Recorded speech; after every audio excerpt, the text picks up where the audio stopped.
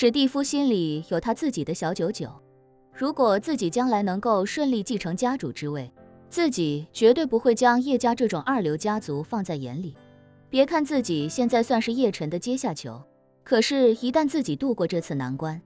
并且成为家族族长的时候，那就是他叶晨削尖脑袋都高攀不起的存在。到那个时候，叶家又算个屁。只是这种心思，他自然只敢藏在心里，不敢随便说出来。于是他便陪着笑对叶晨说道：有叶先生您这句话，将来我们两家一定会成为彼此最重要的合作伙伴。叶晨也知道史蒂夫不过是逢场作戏，至于自己就更是演他一波了。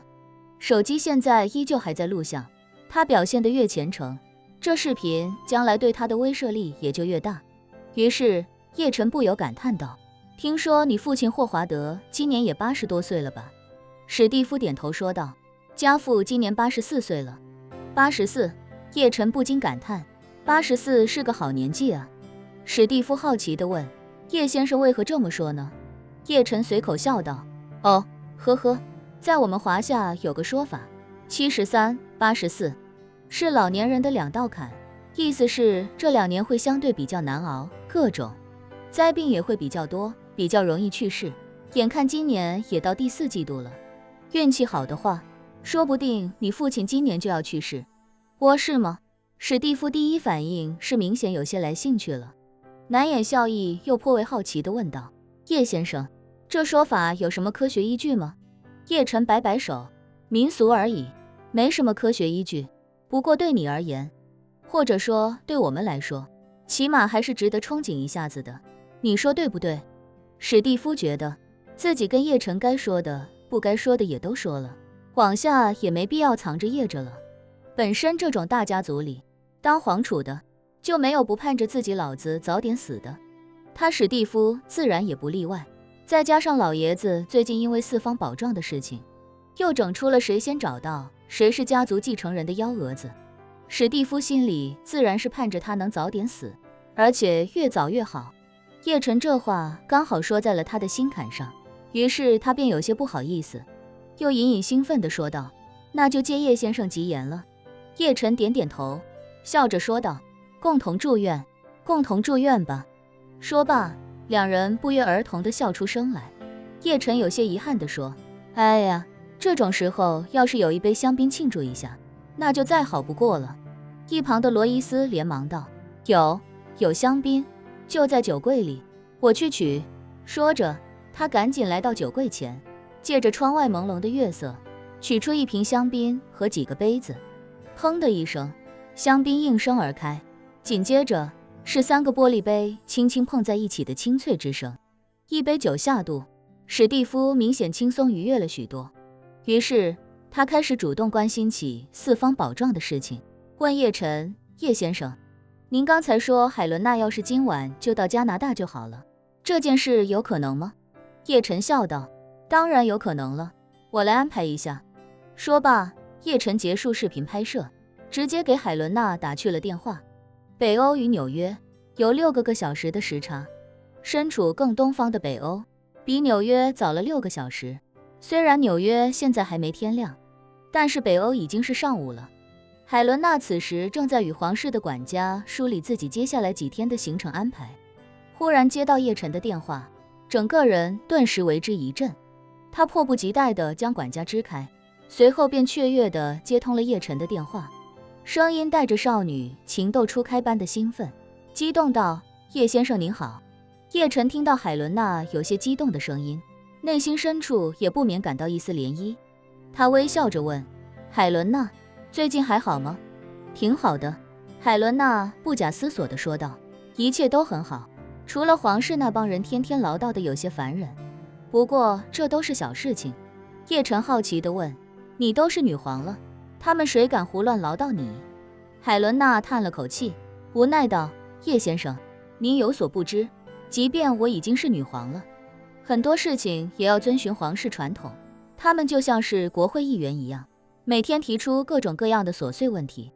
管我穿什么吃什么，还要管我见了谁说什么，最烦的是还管我的婚姻问题。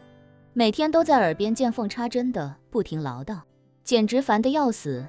叶晨好奇地问，女皇也要被皇室逼婚？何止是逼婚，海伦娜吐槽道，他们现在都恨不得到别的国家绑架一位皇室王子过来跟我结婚。他们最担心的就是皇室血脉无法传承，不过我倒是无所谓，实在没人继位，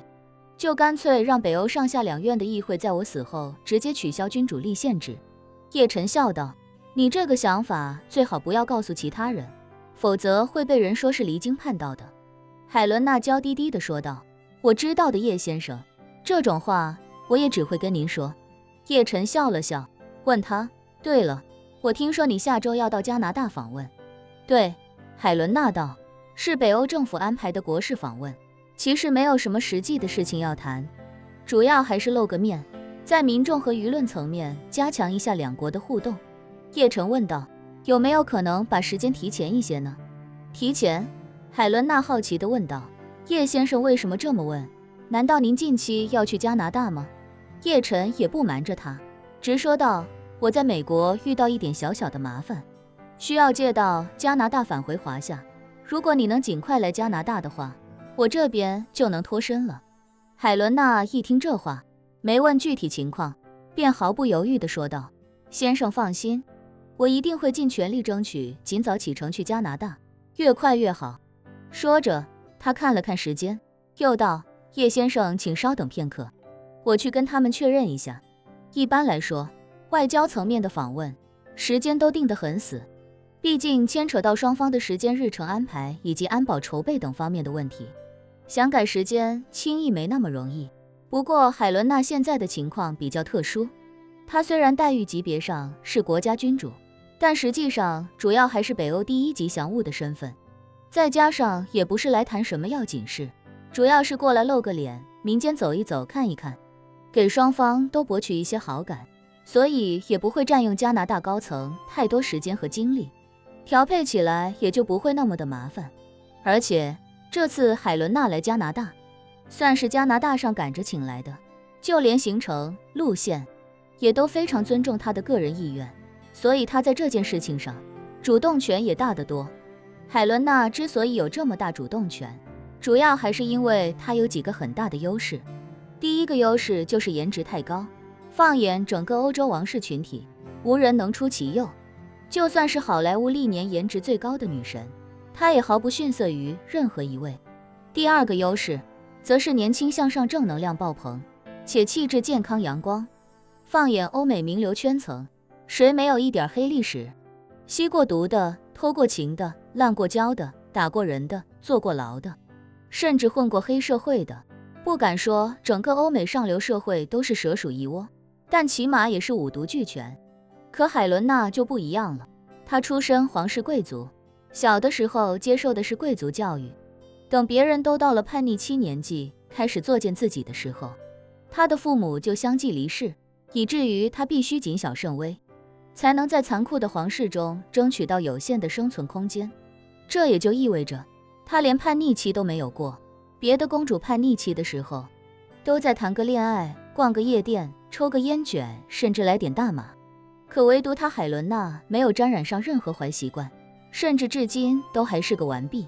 这样无懈可击的正能量形象，甚至经得起那些迂腐卫道士的审视。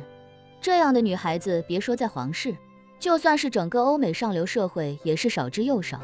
所以海伦娜深得全年龄段粉丝的喜欢，年轻人喜欢她自不必说，中老年人也喜欢她，觉得生个女儿就应该像她这样落落大方，完美无瑕，自强不息。而那些孩子们喜欢她就更不必说了，每个孩子都有王子公主的童话梦，喜欢海伦娜要比喜欢艾莎公主现实得多。而且孩子们喜欢海伦娜也会得到父母的极大认可，觉得这就是当今社会上最正向、最值得喜欢的偶像。可以说海伦娜叠 buff 的能力已经不亚于一个少数有色族裔，同时有性别认知障碍，并且又极端热爱环保、崇尚吃素的异装癖同性恋在美国的超级影响力。而正因为她身上这些 buff 不断叠加，让海伦娜在普通民众心目中极其的受欢迎。现如今的网络世界，流量最高的10个网红里，妖魔鬼怪，魑魅魍魉就已经占了8个，能有海伦娜这样清流中的清流，简直是全世界的福音。所以，海伦娜在全球范围内，早就已经是顶流大咖。所以欧美各国也都迫切的希望能够邀请她过去自己的国家互动一下。说白了，就是蹭她的流量和民众欢迎度。她这次访问加拿大，也是加拿大政府几次邀请、几次排期才轮到的。为了让海伦娜能来加拿大一趟，加拿大政府甚至还悄悄拿出了贸易上对北欧的优惠政策，算得上是诚意十足。既然是加拿大上赶着邀请，海伦娜这边临时调整时间，相对也会更多一些主动权。即便此时的加拿大天都没亮，但专门对接海伦娜访家的官员在接到皇室的临时通知之后，还是第一时间将这件事情紧急汇报给了最高层。海伦娜并没有明确地说自己要提前来加拿大，她只是告诉加拿大方面自己身体检查出一些小问题，皇室的医生安排她下周必须接受治疗，然后给了加拿大一个选择，自己要么提前来，要么就只能推迟到明年再来。加拿大方面自然不愿意错过这个蹭流量和博好感的好机会，于是经过短暂讨论之后，立刻就答应了海伦娜更改时间的请求。于是海伦娜立刻给叶晨回了一个电话，电话一通，她便兴奋不已地对叶晨说道：叶先生，我已经跟加拿大政府沟通过了，他们同意了我提前到访的请求。再过3个小时，等加拿大当地时间早上7点，北欧皇室就会和加拿大政府同时向外界宣布。叶晨心下一喜，连忙问他：那你什么时候启程去加拿大？海伦娜激动地说道：我已经让机组准备了，皇室和外交方面的人还在做相关准备，最快4个小时后就能起飞。叶晨顿时松了口气，感谢道：谢谢你海伦娜，这次你真的帮了我一个大忙。